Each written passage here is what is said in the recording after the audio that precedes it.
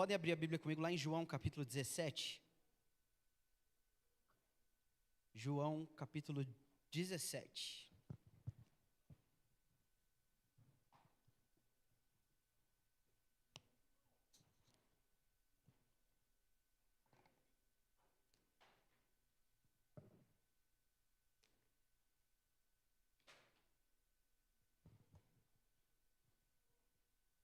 Verso 20, meus irmãos.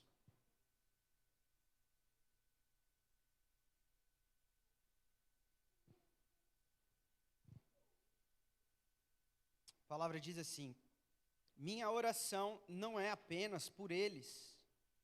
Rogo também por aqueles que crerão em mim por meio da mensagem deles, para que todos sejam um, Pai, como tu estás em mim e eu em ti, que eles também estejam em nós, para que o mundo creia que tu me enviaste.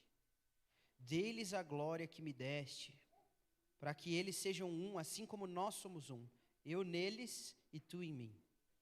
Que eles sejam levados à plena unidade, para que o mundo saiba que tu me enviaste e os amaste como igualmente me amaste. Essa é a palavra de Deus, amém? Pai nosso, nós viemos aqui diante das Escrituras, Senhor, pedir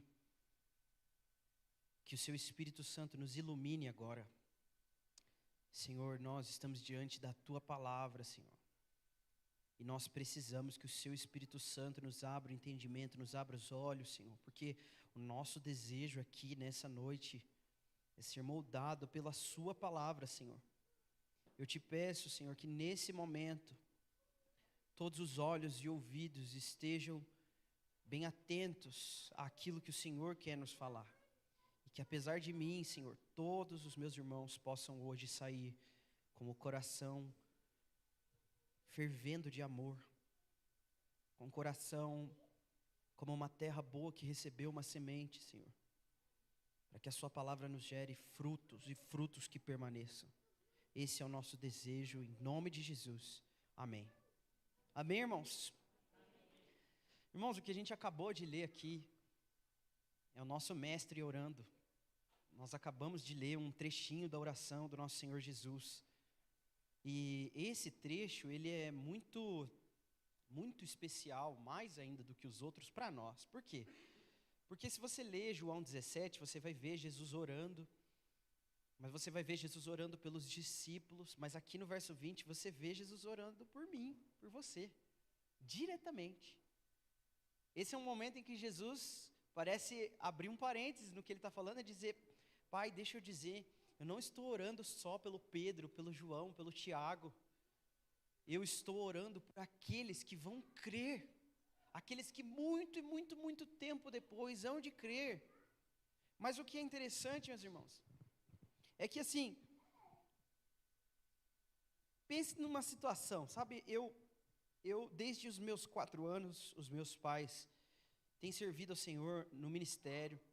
Então eu já vi meu pai abrir igreja, eu já vi meus pais cuidarem de igreja, a igreja crescer, eu já vi eles pregarem igreja cheia de problema, eu já vi a gente mudar de cidade, como vocês ouviram aqui, a gente já foi para a cidade que tinha 5.000 habitantes, aí mudou para uma de 500.000, que é essa aqui, foi de 0 a 100, muito rápido, já vi esse monte de coisa, né? Mas uma coisa que sempre me marcou foi ver o meu pai orar por mim.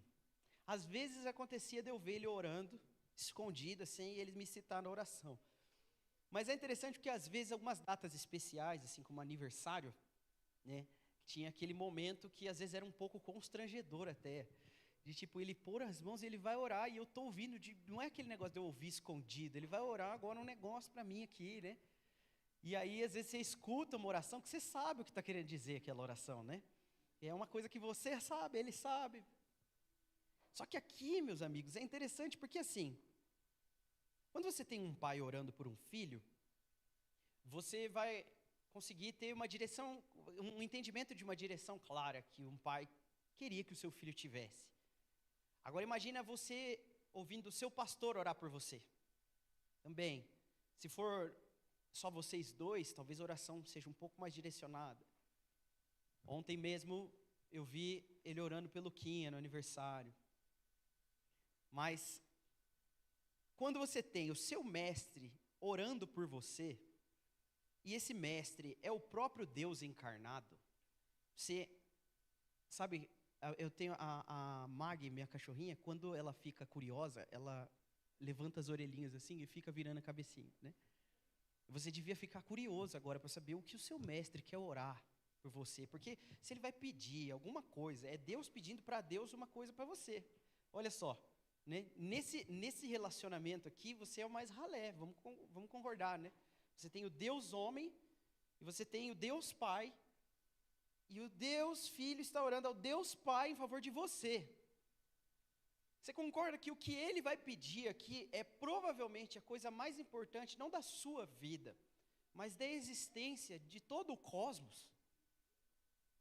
O que Jesus pediu ao Pai por você é mais importante do que coisas que você não queria pensar que elas são mais importantes, mas é mais importante que você mesmo, é mais importante que os seus filhos, é mais importante que o seu casamento, é mais importante que o seu trabalho, é mais importante que essa igreja, é mais importante do que esse culto, é mais importante do que tudo. Tudo o que Jesus vai orar aqui é mais importante que tudo. E ele diz assim: rogo por aqueles que crerão em mim, para que todos sejam um. Agora aqui é interessante, meus amigos, porque tentar ser um, sem ver o restante da oração, vai fazer você se quebrar. Porque não é tentar ser um com qualquer pessoa, não vai dar certo, não é verdade?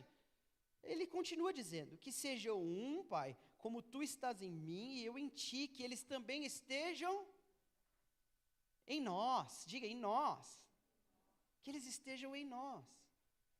Esse mesmo discípulo que registrou essa oração aqui de Jesus, João, ele escreveu mais 3 cartas que estão na Bíblia.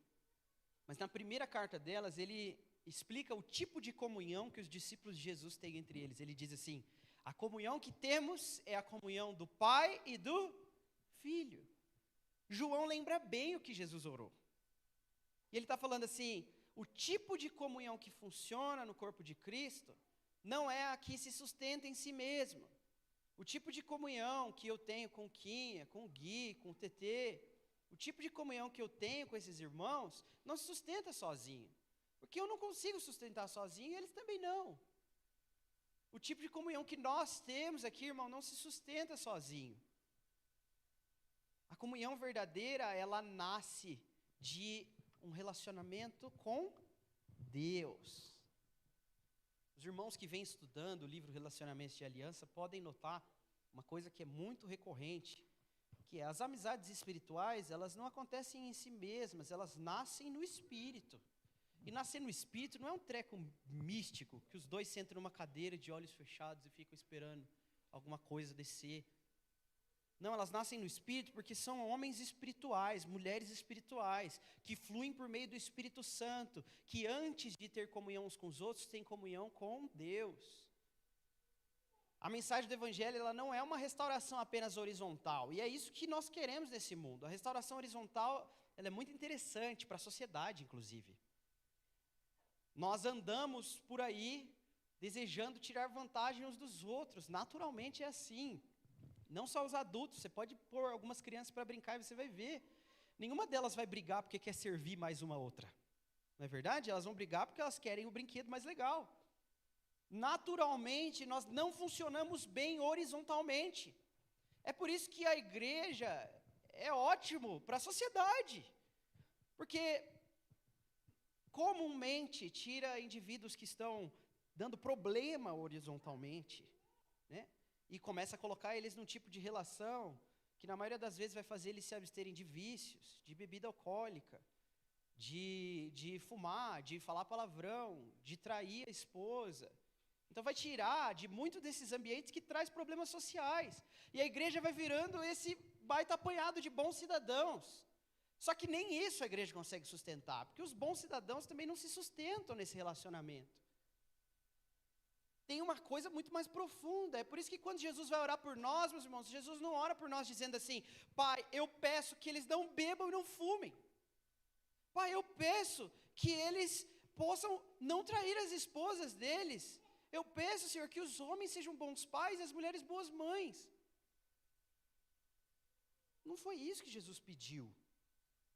Apesar de todas essas coisas fluírem de um coração de um discípulo de Jesus, Jesus repreendeu seus discípulos quando eles tiveram comportamentos sociais ruins, mas esse não era o ponto.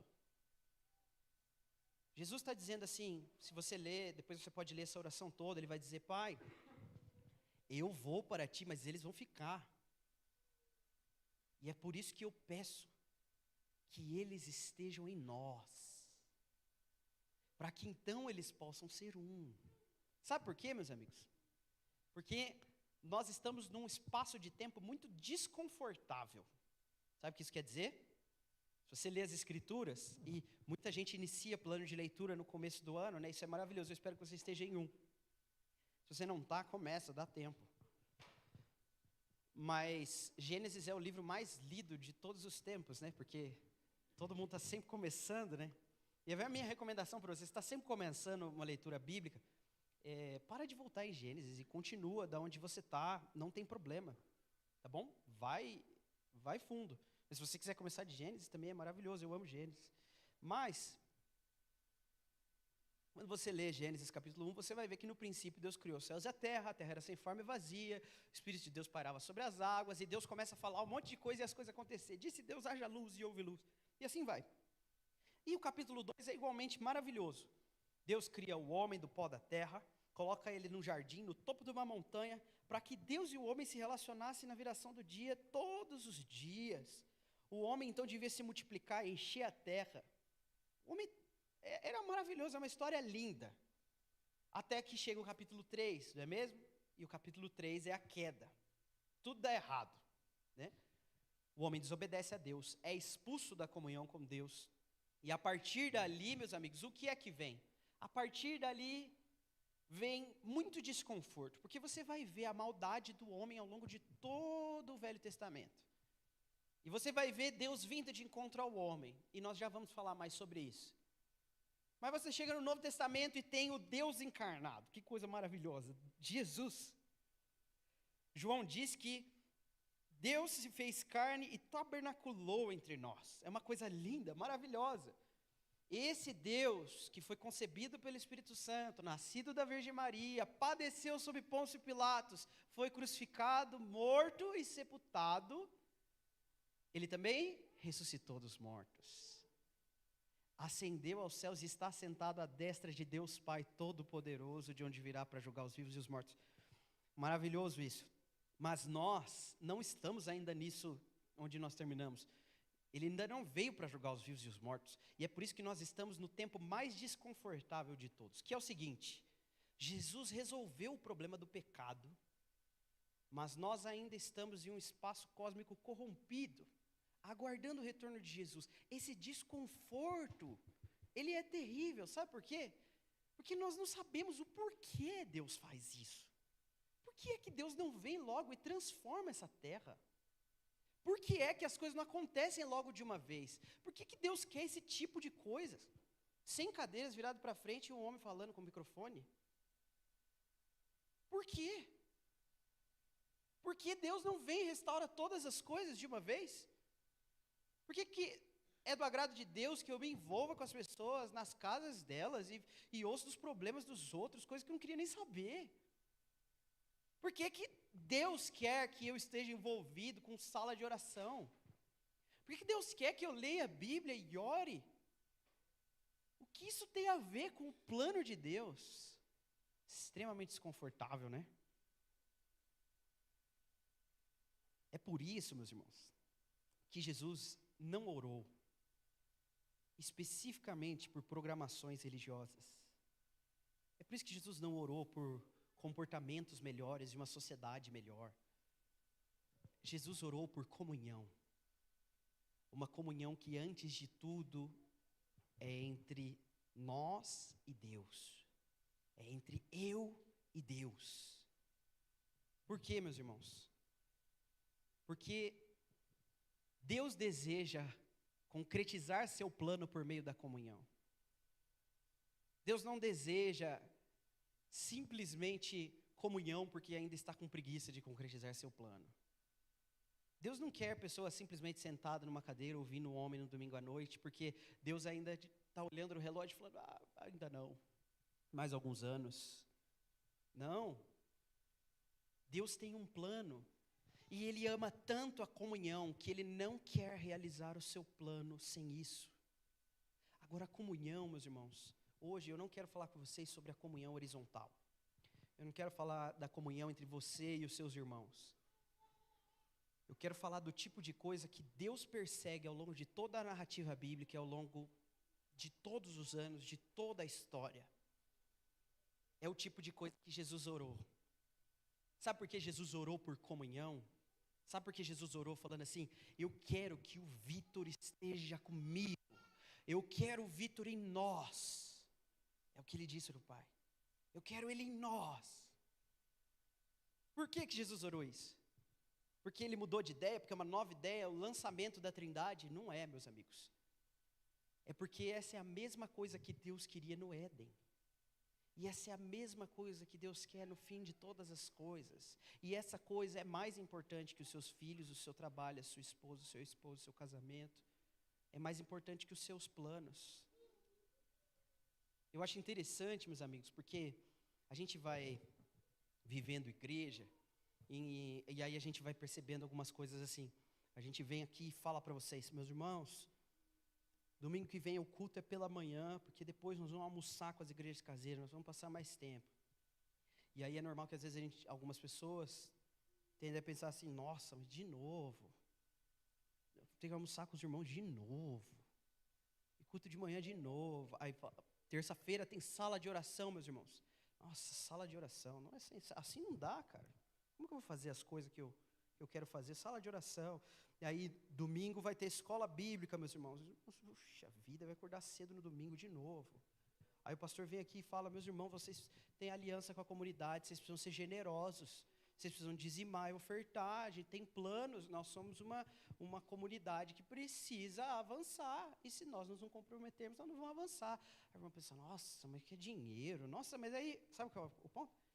Caramba, tem que dar dinheiro, tem que dar tempo, tem que estar aqui. Parece até que nós estamos falando uma coisa de verdade. Parece até que o evangelho é real. Parece até que Jesus existe, Deus existe. Povo fanático. As pessoas vivem a fé assim. Nossa, eu gosto do irmão Vitor, ele é gente boa, eu gosto às vezes de ouvir ele. Ele só às vezes ele fala as coisas um pouco radical. O que quer dizer com radical? Ele trata a Bíblia como se fosse verdade. Nossa, às vezes ele fala de um jeito de sala de oração que parece que aquilo ali é real. Nossa, ele fala de dar dízimo, da oferta, de estar aqui, como se vida de igreja fosse mesmo a coisa mais importante que existe.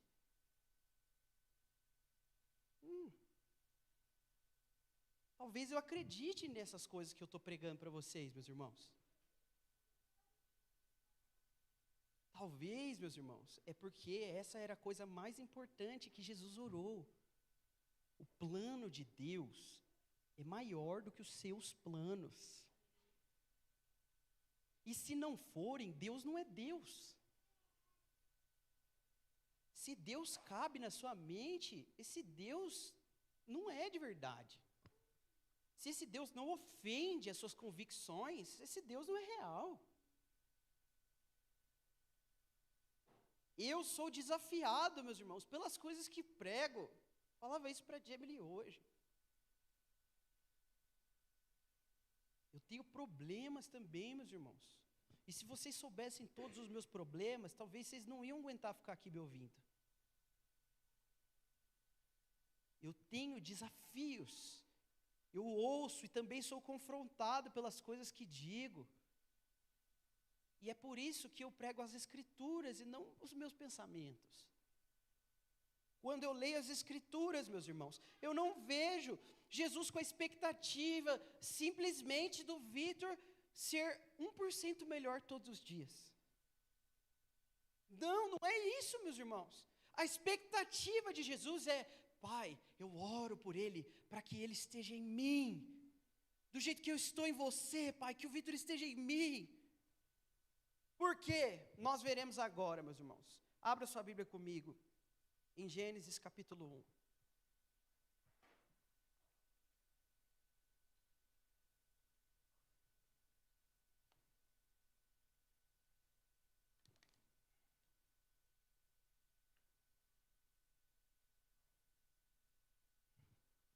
Verso 26.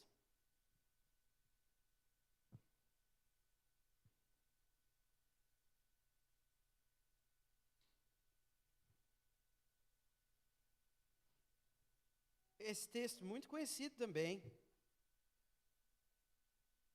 Gênesis 1, 26. Então disse Deus: façamos o homem à nossa imagem, conforme a nossa semelhança. Até aí tá bom, assim tá bom. Deus criou o homem, então, à sua imagem e semelhança. Eu sei que às vezes a gente está acostumado a olhar com esse texto com os olhos de uma criança. Como tipo, imagem e semelhança. Do mesmo jeito que uma criança tem o narizinho do pai, a boquinha da mãe, né? E não é isso que o texto está dizendo. Imagem e semelhança tem a ver com duas coisas específicas. Esses dois termos, no Antigo Oriente Próximo, a época da qual esse texto foi escrito, eram muito utilizados para contextos específicos de relacionamento e reinado. Olha só, os reis costumavam ser imagem dos deuses, né? A semelhança vinha de fato do termo relacionamento. Pode ver que se você avançar um pouquinho, no capítulo 4 e 5, onde você vai ter genealogias, você vai ver a palavra dizendo que os filhos eram feitos à semelhança do pai. Parece até que o autor de Gênesis quer reutilizar a linguagem do capítulo 1, dizendo, olha só, está vendo como Deus fez Adão à sua imagem e semelhança? Assim Adão e Eva deram à luz a Sete, à sua imagem e semelhança. O autor quer mesmo que você pense nessa questão de relacionamento. E é exatamente isso que está acontecendo aqui em Gênesis 1. Deus cria o cosmos, assim, o universo, sabe? Planetas, galáxias, estrelas, coisas que nós nem conseguimos imaginar. Muito grande. E no meio de todo esse universo, ele põe um monte, e no alto do monte um jardim, e ele decidiu morar ali. É isso que está acontecendo aqui. Veja como você sabe que o jardim do Éden ficava no alto do monte. Você pode ver que tem uma nascente que vai para 3 rios diferentes. E você pode depois ler Ezequiel 28 para ter mais detalhes e ver como o Éden era no alto de uma montanha. Mas o fato é que Deus quis morar no alto do monte. É isso que acontece lá. E a gente pensa no jardim do Éden como um pequeno cercado que tinha bichinhos e um homem e uma mulher, né? E não era bem isso, meus amigos. Deus criou um universo cheio de vida. Mas naquele lugar morava Deus e o seu filho. Deus e Adão. E Deus se relacionava com Adão. E mais do que isso, lá tinham seres espirituais. Meus amigos. É por isso que um desses seres rebelde tentou o homem e a mulher e eles caíram. Mas sabe o que é marcado o início de todas as coisas? Relacionamento. Sabe qual que é o ponto, meus amigos? Deus, ele nunca quis fazer nada longe de relacionamento. Mesmo no início de todas as coisas. Deus cria todas as coisas por sua poderosa palavra. Toda a sua criação era muito boa, tudo vicejava sob o seu amoroso governo. Maravilhoso. Mas antes mesmo disso, meus irmãos, Deus se relacionava com Deus, é o que nós acabamos de ler em João 17. O Pai, o Filho e o Espírito Santo, nunca houve um tempo sem relacionamento. Quando Deus cria o homem, Ele ama tanto o homem, meus irmãos, que Ele diz assim, não, esta criatura não será como as outras. Aí você pensa, é porque ele nos deu então consciência, essa é a diferença, né? Dizem que a diferença entre o homem e o animal é a consciência, o fato de refletir sobre si mesmo, é conseguir olhar no espelho e pensar que não é outra pessoa, saber que é você mesmo, né? Essa é a diferença do homem para os animais? Não, essa não é a diferença do homem para os animais. A diferença dos homens para os animais é que Deus olhou para o homem e disse assim, eu amo esse ser, e é por isso que ele não terá um fim diferente de nós. Ele será a minha imagem e semelhança. Ele terá comunhão comigo, do jeito que eu tenho com meu filho. E é por isso que Deus formou o homem à sua imagem e semelhança. Fala comigo, relacionamento. Deus gosta disso. Não é que Deus chegou assim, ele fez tudo, aí foi tudo dando errado, ele chegou e falou, já que não deu certo, vamos tentar esse negócio de relacionamento, né? E aí Jesus orou, Pai, que eles estejam em mim. Não, isso não começou ali, meus irmãos. Deus encarnado está orando, porque aquele é o desejo profundo do coração de Deus, relacionamento. Deus sempre quis um homem, desde o início das Escrituras. É por isso que você vai ver em toda a narrativa bíblica, quem está fazendo leitura bíblica, você pode reparar essas coisas ao longo de toda a leitura bíblica. Tudo se desenvolve em diálogo entre Deus e alguém. Tudo. Quando não há isso, as coisas congelam. Pode ver. Desde a queda, só fala do que aconteceu. O homem foi expulso, aí Caim e Abel, né, morreu 1/4 da população humana, né, só tinha 4, Caim matou 1, ficou só 3. É isso, nada de Deus, cadê? Deus não vai fazer nada, Deus está só repreendendo Caim. Até que Gênesis 4:26, pode passar as páginas da sua Bíblia aí. No meio de toda essa genealogia que vai vir, o verso 26 nos conta que Sete teve um filho. Quem é Sete? Sete não é o número aqui, Sete é o nome, tá bom? O nome do terceiro filho de Adão e Eva. Sete tem um filho. Qual é o nome desse filho? Enos. Enos. O que Enos tem de especial? Nada, o que interessa é o que está embaixo. Nessa época começou-se a invocar o nome do Senhor. Aqui o autor de Gênesis quer que você balance na sua cadeira e fala, peraí, as coisas voltaram a se mexer. Porque até então você só tinha morte, maldade, poligamia acontecendo, mas de repente começou-se a invocar o nome de Yahweh. E o que vem a seguir? Meus irmãos, o que vem a seguir é um ciclo ao longo de toda a narrativa, não só bíblica, mas histórica. Em toda a história, tanto do Velho Testamento, do Novo Testamento, ou daquilo que estamos vivendo desde a ressurreição de Jesus, desde Atos 2, esse ciclo continua, é o mesmo. Sabe o que acontece? Toda vez que o nome de Yahweh é invocado, Deus ouve dos céus, e as Escrituras dizem que Ele não pode recusar um coração quebrantado e contrito, e é por isso que Deus persegue a mesma coisa desde a eternidade. Ele persegue relacionamento, Ele criou o homem para relacionamento. O homem fugiu da presença de Deus e Deus continuou a perseguir o homem para relacionamento. Então Deus escolhe um povo para relacionamento. Esse povo se rebela com Ele, trata Deus como se ele fosse um marido traído. Mas esse Deus que foi ferido em seu coração continua a perseguir o seu povo. Esse Deus desce encarnado, Ele mesmo se faz homem, Ele morre e verte o seu sangue no madeiro para que relacionamento fosse restabelecido. Relacionamento. Mais importante que tudo que você conhece, sabe o nome, sonha, deseja, espera. Mais importante que tudo isso, relacionamento. É o que Deus quer. A invocação do nome de Yahweh, no verso 26 do capítulo 4, que a gente acabou de ler, dá resultado, sempre dá resultado, meus irmãos. Toda vez que o nome de Yahweh é invocado, alguma coisa acontece. Então o nome de Yahweh começou a ser invocado, sabe o que Deus levantou? Fala comigo, profetas. Profetas, pelo menos 2 que a gente vê no capítulo 5. Um deles andou com Deus e Deus o tomou para si, é o que nós sabemos, o nome dele é Enoque. Historicamente, nós sabemos mais sobre ele. Tem um livro de Enoque, que muito provavelmente não foi escrito pelo próprio Enoque, mas sim por pessoas que foram passando tradicionalmente as profecias que esse homem teve. Ele não é um livro da Bíblia. Vitor, mas por que isso é importante? Porque esse livro que não está nas Escrituras foi citado das Escrituras. Judas cita esse livro como se fosse algo muito importante para a gente lembrar, uma profecia desse homem, Enoque, antes de ser tomado para Deus, ou seja, eu vou explicar o que significa ser tomado para Deus. Ele sumiu da terra, e foi morar com Deus. Ele não morreu, tá bom? É bem isso.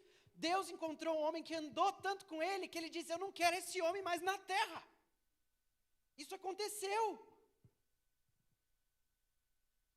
Esse homem era um profeta. Os profetas na Bíblia, eles são amigos de Deus. Eles escutam o que Deus vai fazer, eles contam para o povo. Mas a gente às vezes pensa em profeta muito por conta da mídia, do que a gente viu em filmes, em séries, em novelas, né? Quem já viu aquela novela O Profeta? Já viram? Quando eu era criança, eu lembro. Vocês lembram dessa novela? Alguém já viu?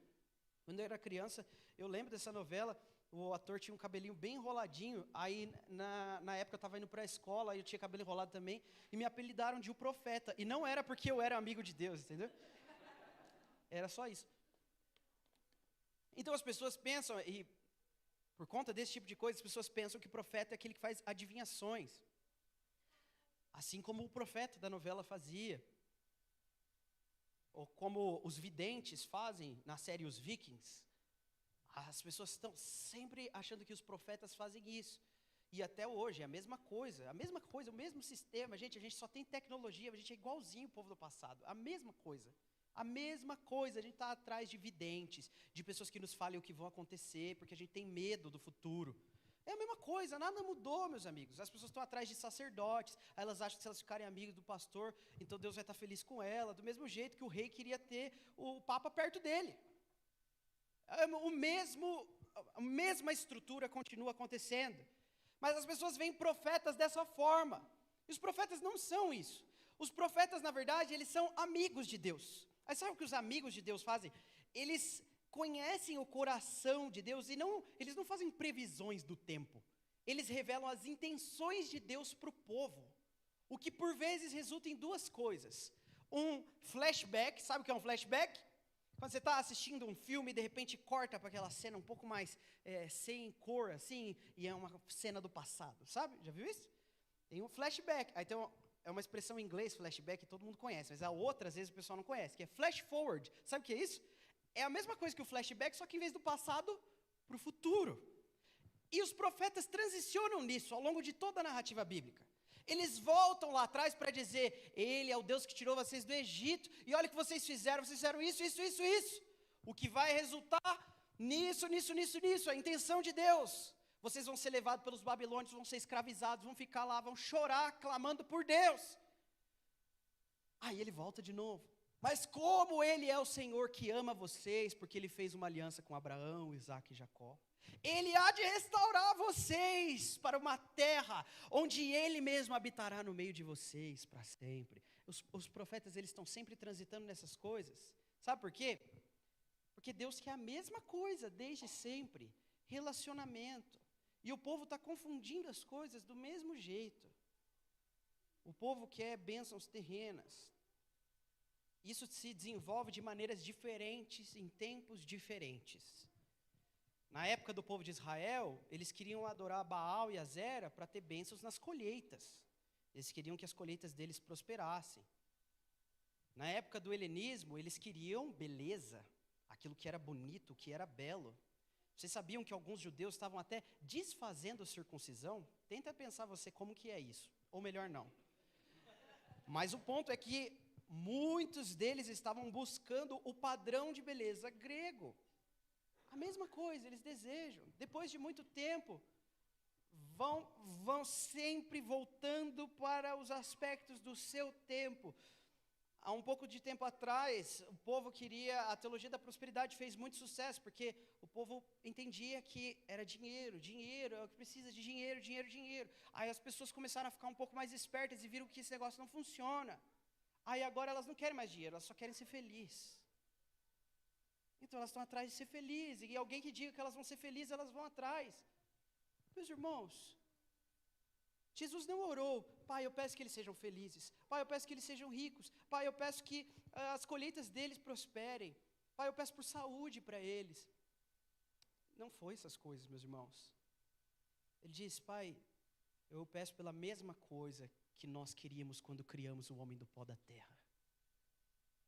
Que eles estejam em nós. Por quê? Porque é assim que os planos de Deus são levados a cabo. É assim que eles acontecem. Veja que Nós estamos em Gênesis, mas é que Gênesis é o mais longo de todos, tá bom? Ele toma metade de tudo que eu estou falando. Quando nós chegamos em Gênesis 6, nós vemos um outro profeta, né? Nós vemos Enoque e tem outro profeta que é Noé. Veja como Deus traz juízo sobre a terra. Todo mundo conhece essa história de Noé, né? Deus disse para ele construir uma arca, ia colocar os bichinhos lá dentro e a família dele. Ia vir um dilúvio trazer juízo sobre a terra. Certo? Mas Deus podia trazer esse juízo de qualquer forma. Deus podia, inclusive, afogar Noé junto no dilúvio, porque Noé não era tudo isso. Mesmo que ele aparece no primeiro momento como um homem justo e bom, num segundo momento ele está plantando uma vinha, se embebedando dela e fazendo tudo errado de novo. Você acha que as coisas vão bem e de repente depois do dilúvio ele já está fazendo tudo errado de novo. Por que Deus não afogou Noé de uma vez e então criou outro homem do pó da terra? Porque Deus não quer fazer nada sem relacionamento, meus irmãos. Vocês não deu para entender isso ainda. Deus não quer nada sem relacionamento. E quando Deus acha pessoas que querem o que Ele quer também, Ele chama essas pessoas de amigos. Em Gênesis 18, você vai ver Abraão almoçando com Deus. E aí, você vê 3 varões chegando para visitar Abraão e Sara. E eles fazem um almoço. E esses 3 varões comem com Abraão. Mas aí então, 2 desses varões descem para Sodoma e Gomorra, um fica com Abraão. E de repente, esse homem que era retratado como um varão, agora não é mais assim, ele é o próprio Yahweh. Você tem noção do que eu acabei de falar? Deus almoçou com o homem. Que loucura! Deus almoçou com o homem. Mas por que Deus almoçou com o homem? Que coisa estranha. Por que Deus faz essas coisas? Porque Deus só não estendeu dos céus as suas mãos, abençoou Abraão, pôs ele no alto de todas as coisas e fez dele um homem saudável, com muitos filhos e felizes para sempre.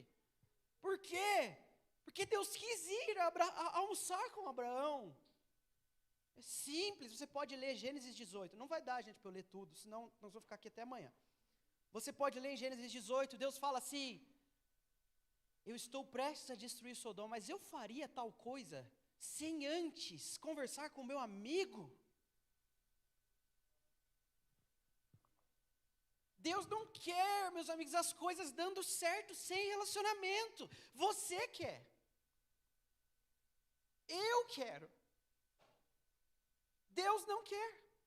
Ele quer relacionamento. E Abraão gasta um tempo falando com Deus. Deus, e se tiver lá 50? E se tiver 40? E se tiver 20? E se tiver 10 justos, Deus, lá? Deus fala, se tiver 10, eu não vou destruir meu amigo. Não vou. Não tinha 10. E mesmo assim, o sobrinho de Abraão que estava lá, Ló, ainda foi poupado. Ele não era também tudo isso. Mas ele era sobrinho do amigo de Deus. Deus quer fazer as coisas com relacionamento. E é assim também com a genealogia, a descendência de Abraão. É o mesmo com Isaac, é o mesmo com Jacó. O mesmo acontece com José. Ele está lá, a família toda de Abraão agora no Egito. Eles estão sendo escravizados do jeito que Deus tinha falado para Abraão que seria. E ele chama um homem. E mais um que é para ser amigo de Deus, Moisés. Moisés, ele está trabalhando para o sogro dele. Olha só, será que é bom trabalhar para o sogro, meus irmãos? Moisés estava trabalhando para o sogro dele, levando as ovelhas de um lugar para o outro. Até que ele vê um arbusto em chamas. E ele diz, por que esse arbusto não está consumindo? Quero ver isso de perto. Então ele tira as sandálias dos seus pés e ouve Deus falar com ele que vai tirar do Egito o povo dele. Maravilhosa essa história. Essa é a parte que nós mais nos apegamos, na maioria das vezes. A linda história de como um homem que foi embora da terra onde ele foi criado e viveu como príncipe, retornando para tirar o seu povo de uma terra que oprimia o seu povo. Que história maravilhosa, é lindo isso. Mas é que, meus irmãos, essa história não é sobre isso. Essa história é sobre a mesma coisa que todas as histórias de Deus com as pessoas na Bíblia é: amizade e relacionamento. Moisés era um amigo de Deus. E aí sabe o que acontece, meus amigos? Há um momento em que esse povo está no deserto e Deus já está cheio da reclamação desse povo. Porque esse povo, apesar de ser da família de Abraão, que era um amigo de Deus, não vive em amizade com Deus. Esse povo só está interessado no que Deus pode fazer por eles, no tipo de comida que Deus pode dar para eles, no tipo de sucesso e terra e colheitas e plantações e saúde e longevidade. É isso que esse povo quer. Então Deus está cheio desse povo. E aí Deus veio com duas propostas para Moisés. A primeira delas eu acho bem indecente, tá bom? Que é assim: Moisés, o plano é matar todo mundo e ficar só você, né? Moisés, você vê que era um homem muito paciente, longânimo, né? Porque ele podia dizer: bora Deus, também não aguento mais todo mundo, né? Mas não, ele disse: não, Senhor, o que as nações vão dizer? Veja que a preocupação de Moisés não é nem com o povo, meus irmãos. Ele é um amigo de Deus. Está dizendo: Deus, o problema é o que as nações vão dizer do seu nome. O problema não é Deus, mas e os meus amigos que vão morrer? Deus, mas e os meus filhos? E a minha esposa? Não, isso não é o problema. O problema é Deus e o seu nome. Aí Deus olha do céu e fala: isso é um amigo. Isso é alguém que ama o Senhor. Mas a segunda proposta, meus amigos, a segunda proposta, talvez você bem discipulado conseguia passar na primeira, mas a segunda Deus diz para Moisés assim: Moisés, faz o seguinte então. Eu vou mandar um anjo e ele vai guiar vocês até a terra que eu prometi. Veja que aqui, meus irmãos, o nome do Senhor está protegido. As nações não vão dizer nada do nome do Senhor, afinal, Ele está preservando a nação que Ele tirou do Egito. O nome do Senhor continua sendo exaltado. Aqui a proposta, meus irmãos, é a vida feliz e boa, sem relacionamento. E Moisés diz: Senhor, não nos faça sair desse lugar, se a sua presença não for conosco.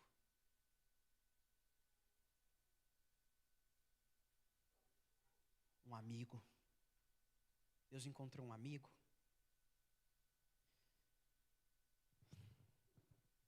Mas, meus irmãos, o ápice da amizade no Antigo Testamento acontece num homem baixinho. Davi, um pastor de ovelhas, meus amigos. Um homem que tocava harpa e protegia as ovelhas do seu pai. Deus, como o salmista diz, que Deus viu Davi. Deus viu Davi no pasto. Deus amou Davi. Agora, o que é que tinha em Davi? Davi, na verdade, ele não tinha as características que Saul tinha. Saul era o homem mais bonito, alto e forte da sua geração. Davi, na verdade, devia feder porque trabalhava no pasto, ninguém conhecia e até entre os seus irmãos ele não tinha crédito. Mas aqui tinha um negócio, meus irmãos, no coração de Davi, que parecia o outro lado da porta.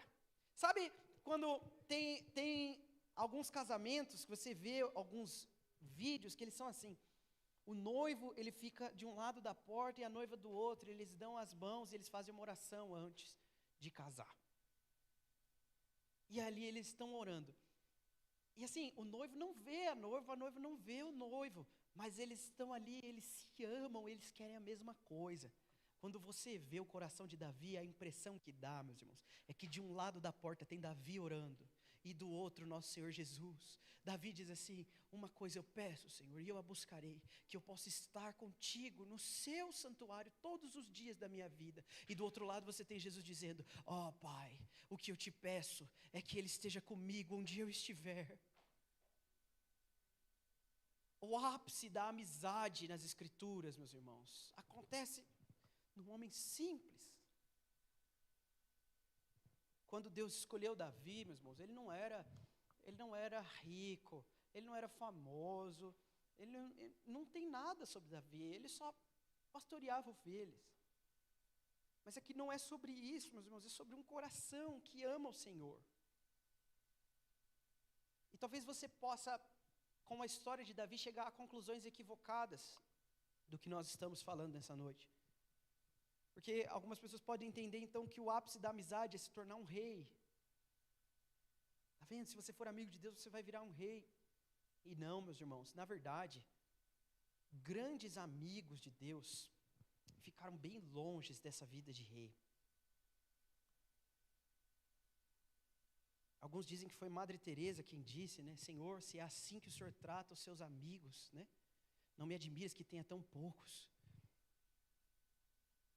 Os amigos de Deus, eles não são marcados por serem reis.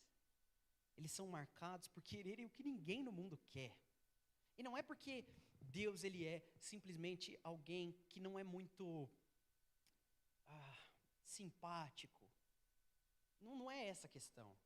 Nós não queremos Deus porque naturalmente desejamos coisas iníquas, pecaminosas. Nós somos maus por natureza, corruptos. Nós somos incapazes de sustentar um relacionamento com Deus. E é por isso que não existem muitos amigos de Deus por aí. E é por isso que para alguém ser um amigo de Deus, o Espírito Santo tem que tocar esse coração. E para esse coração transformado é necessário que ele então entre num relacionamento que vai moldando o seu coração para que ele comece, assim como Davi, desejar aquilo que Deus desejava. Quando Deus encontra um homem assim, ele chama ele de segundo o meu coração. Esse homem é segundo o meu coração. Meus irmãos, Deus não quer outra coisa senão relacionamento. E qualquer coisa que venha a acontecer na sua vida deve vir de relacionamento. Seja você se tornando um rei, ou então passar frio numa prisão, sem livros, sem capa e sem amigos, como o apóstolo Paulo. Alguém aqui tem a coragem de dizer que o apóstolo Paulo não era um amigo do Senhor?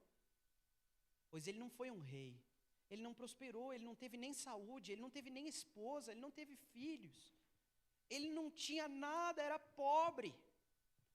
Teve que aprender a viver contente em qualquer situação, porque as situações eram ruins mesmo. Carregava marcas e cicatrizes, porque já foi apedrejado, açoitado, náufrago. Ser amigo de Deus não é se tornar rei, apesar de que os reis também podem ser amigos de Deus.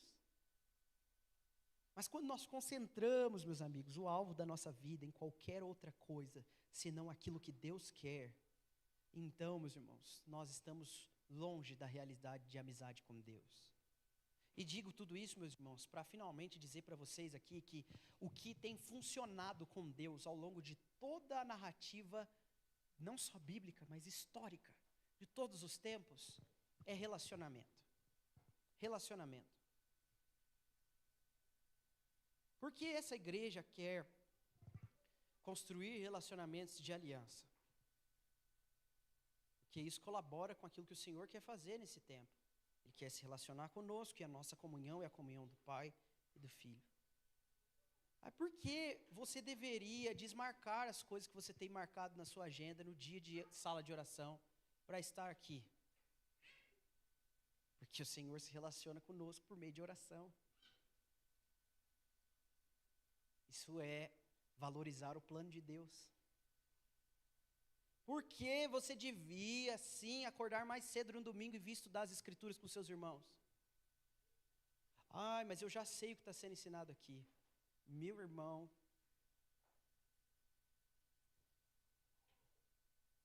apenas deseje estar com os amigos de Jesus.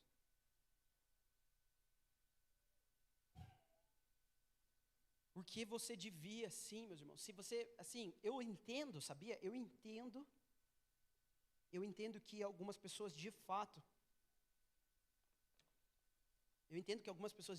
vão chegar à conclusão, a olhar o que nós estamos vivendo, o que nós estamos fazendo, para onde nós estamos caminhando, o que a gente está fazendo, e chegar à conclusão de não dá para caminhar com esse povo. Não dá. Porque esse povo trata a Bíblia como se fosse real. Isso não dá para caminhar com esse povo. Não dá para caminhar com esse povo, porque esse povo quer orar mesmo. Esse povo quer ler as escrituras. Esse povo quer cultuar. Esse povo quer erguer a voz e adorar no culto. Esse povo quer viver em comunhão. Esse povo quer dar dinheiro e tempo. Esse povo trata relacionamento com Deus como realidade. Então eu entendo que, de fato, meus irmãos, nós estamos passando por um tempo de pessoas ouvirem, entenderem essas coisas e chegarem à conclusão que não vão caminhar nessa comunidade. E isso é bom. Isso é bom. Eu sei, meus irmãos, que quando nós vemos algumas cadeiras vazias, nós nos questionamos, mas é bom que esteja concreto entre nós o que cremos e o que fazemos. É bom que seja real entre nós, relacionamento com Deus. É bom que o que façamos parta de um lugar de seriedade, realidade.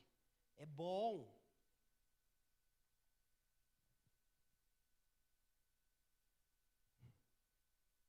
Porque, meus irmãos, o que Jesus orou, o que Deus criou e o que há de ser consumado no fim de todas as coisas não é diferente. Relacionamento. Por isso, se nós construirmos igreja aqui, em qualquer outra base, por mais sólida que pareça, nós estaremos equivocados. Mesmo que prospere, mesmo que cresça. A minha oração, meus irmãos, tem sido: Deus nos livre de crescer longe da sua vontade. Deus nos livre de prosperar longe da sua vontade. Sabe por quê, meus amigos? Porque essas coisas passam. Seu casamento vai passar, seus filhos vão passar, seu trabalho vai passar, seus planos vão passar, seu dinheiro vai passar, sua vida vai passar. Agora, o que é eterno, meus amigos? O que é eterno? Tinha um programa antigamente, eu não sei se ainda tem, né? Eu assisto cada vez menos TV, mas eu me lembro de um programa que era assim: um cara entrava dentro de uma cabine, tipo essa aqui, com um fone gigante no ouvido, e aí o apresentador oferecia coisas para ele aleatórias. E era tipo assim: você quer um carro zero? E ele: não. Você quer R$1 milhão? E todo mundo tenso: meu Deus do céu, o que ele vai falar? Ele: sim. Eu disse: ufa. Você quer trocar por uma caneta? Ele: sim. E de repente todo mundo: não, meu Deus, o que ele fez? E, meus irmãos, por que alguém troca R$1 milhão por uma caneta? Porque não sabe o que está fazendo. Não faz ideia do que está fazendo. Não está em sã consciência. Meus irmãos, quem troca o que é eterno pelo que é passageiro? Quem está aqui, ó, com os barulhos dessa vida? Você está cheio. Os seus ouvidos só coçam para ouvir o que os mestres dessa era têm para dizer. Às vezes a gente vê o povo todo faminto por pregadores. Meus irmãos, eu tento sempre ser bem ético nas coisas que estou falando, mas algumas coisas vocês precisam estar muito atentos. Parem de ouvir, meus irmãos, esses gurus que querem ser pastores por aí. Eles ganham as pessoas por meio da sua habilidade com fala. Eles dizem para as pessoas o que elas estão com sede de ouvir, e no meio de muitas coisas tem realidade. Eles se tornam exemplo em muitas coisas, para poder, no final, angariar seguidores que estão famintos pelo seu próprio ventre, idolatrando a si mesmos. Tem devocionais que as pessoas fazem todo dia, uma mensagem para massagear o ego delas, e chamam aquilo com café, com Deus Pai. Não faça isso, meus irmãos. Leia as Escrituras. Isso não é um café com Deus Pai. O café com Deus Pai está em João 17, nós lemos. Jesus orou ao Pai: que eles estejam em mim como eu estou neles.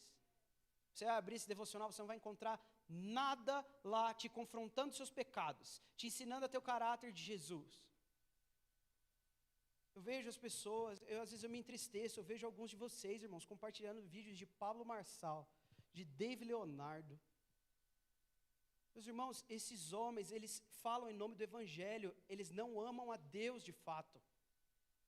Eles estão levando as pessoas para um lugar onde elas se sentem confortadas, eles estão anestesiando elas enquanto elas caminham para o inferno. As pessoas choram, mas me toca a mensagem. É claro que te toca, você é um pecador destinado ao inferno. Tudo que você quer é que alguém diga que é mentira. Você está dentro de uma cabine com um fone gigante, trocando a eternidade pelo que é passageiro, e chorando, emocionado. É lógico que você vai preferir alguém te fale essas coisas do que eu te dizendo que você precisa tomar uma decisão e consertar a sua vida com Deus. Você precisa ler as Escrituras, ser um crente de oração. Você é pai, seja um pai de família que pareça Jesus, não Pablo Marçal. Você é mãe, seja uma mãe que pareça Jesus, e não com essas pessoas que são essas blogueiras que ficam criando mentiras na cabeça das pessoas. O sonho de todo mundo é se tornar uma blogueira ou um empresário multimilionário que grava para o Instagram. Meus irmãos, busquem as Escrituras.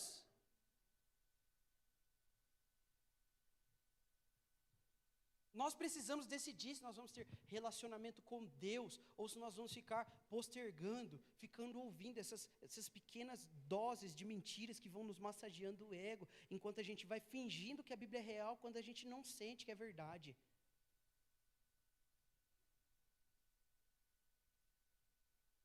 Abra sua Bíblia em 2 Pedro 3 comigo.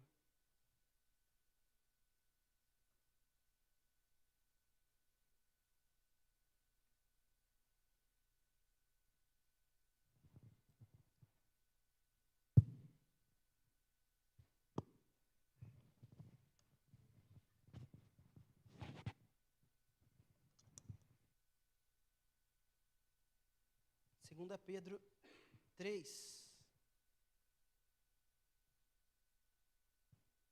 verso 11. O apóstolo Pedro está falando debaixo da realidade que nós estamos dizendo agora. Você acabou de descobrir, ou ser relembrado, de que as coisas eternas são mais importantes que as passageiras, certo? Pois o apóstolo Pedro diz então, verso 11, 2 Pedro 3, 11. Visto que tudo será destruído dessa forma, que tipo de pessoas é necessário que vocês sejam? Diz ele, vivam de maneira santa e piedosa, esperando o dia de Deus e apressando a sua vinda. Naquele dia os céus serão desfeitos pelo fogo e os elementos se derreterão pelo calor, mas de acordo com a sua promessa, esperamos novos céus e nova terra, onde habita a justiça. Meus irmãos, o que nessa vida há de se comparar a isso? C.S. Lewis dizia, tudo que não é eterno é eternamente inútil. Eternamente inútil.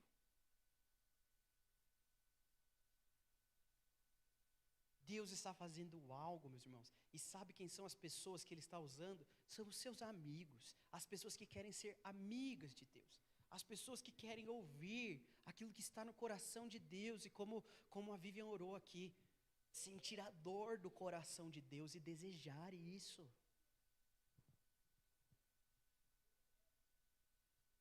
Oséias 10, 12, semeiem a justiça para vocês mesmos, colham o fruto do amor leal e façam sucos do seu campo não arado, pois é tempo de buscar o Senhor, até que Ele venha e faça chover justiça sobre vocês. Vai chegar um dia, meus irmãos, em que vai chover justiça.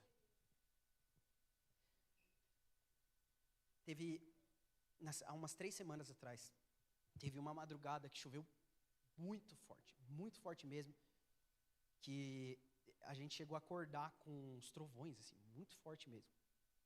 Eu não sei se é às vezes por causa de onde eu moro, que acaba que eu ouço muito eco, assim, mas estava muito forte, a gente acordou assustado.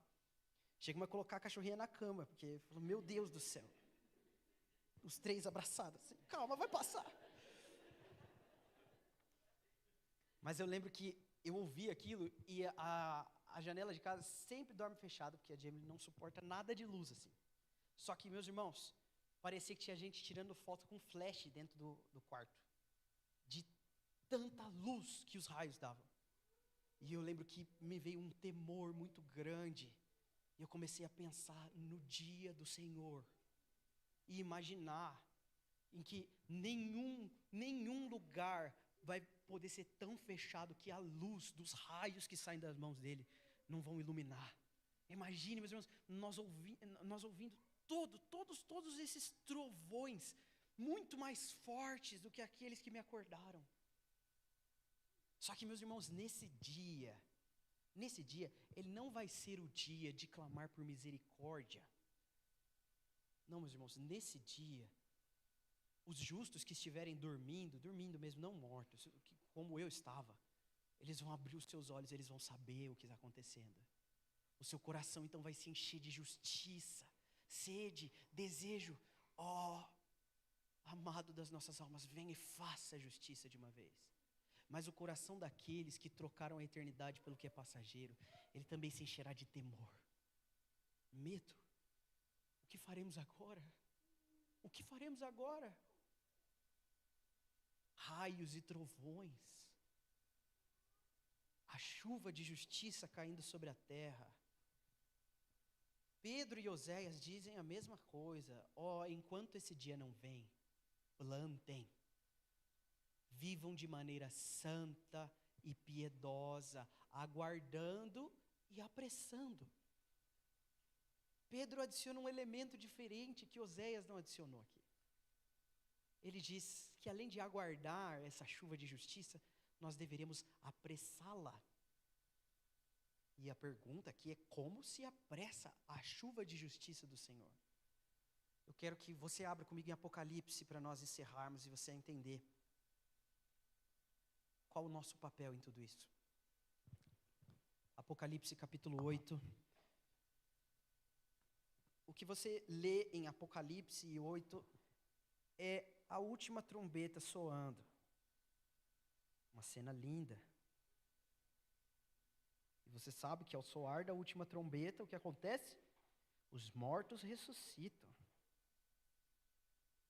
É a vinda do nosso Senhor. São raios e trovões, mas veja. Apocalipse 8.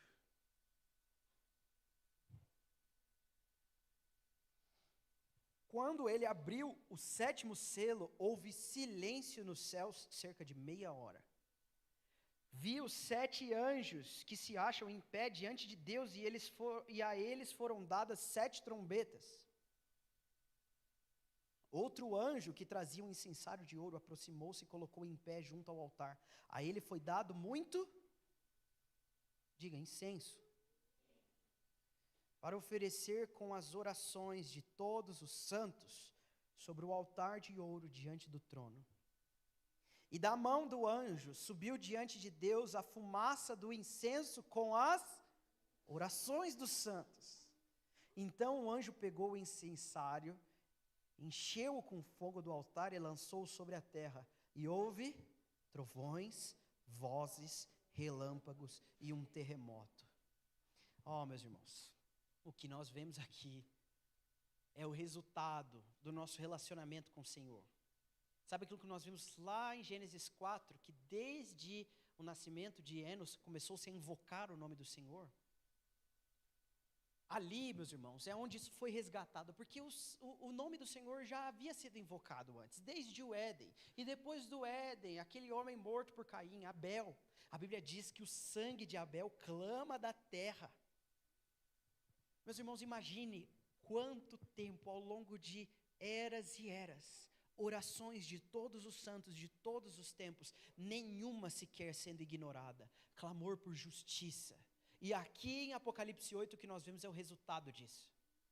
Aqueles amigos de Deus, aquelas pessoas que foram oprimidas, aquelas pessoas que sofreram e clamaram, aquelas pessoas que sentiram no coração desejo, amor e se envolveram com o Senhor em oração, vendo a chuva de justiça cair. O apóstolo Pedro está dizendo assim: Aguardem o dia do Senhor, mas também apressem a sua vinda. Como é que nós apressamos?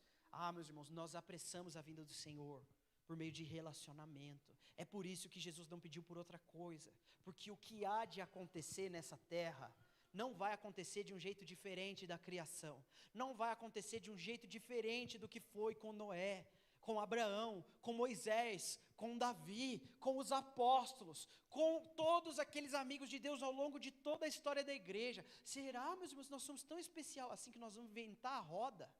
Você descobriu o cristianismo que funciona? Todos os amigos de Deus estavam errados até então. Todos aqueles que foram devotos ao Senhor com seu coração, viveram vida de oração e se envolveram com Deus de maneira real. Será que eles que estão errados e você que persegue a boa vida está certo? O que eu vejo em Apocalipse, meus irmãos, não é a oração dos reis e dos ricos e daqueles que têm boa vida. Não, isso não é importante em Apocalipse. A oração são dos santos. E a pergunta aqui, meus irmãos, é: você tem vivido como um amigo de Deus? Você vai se envolver com o que Deus está fazendo ou vai buscar um Deus que se envolva nos seus planos?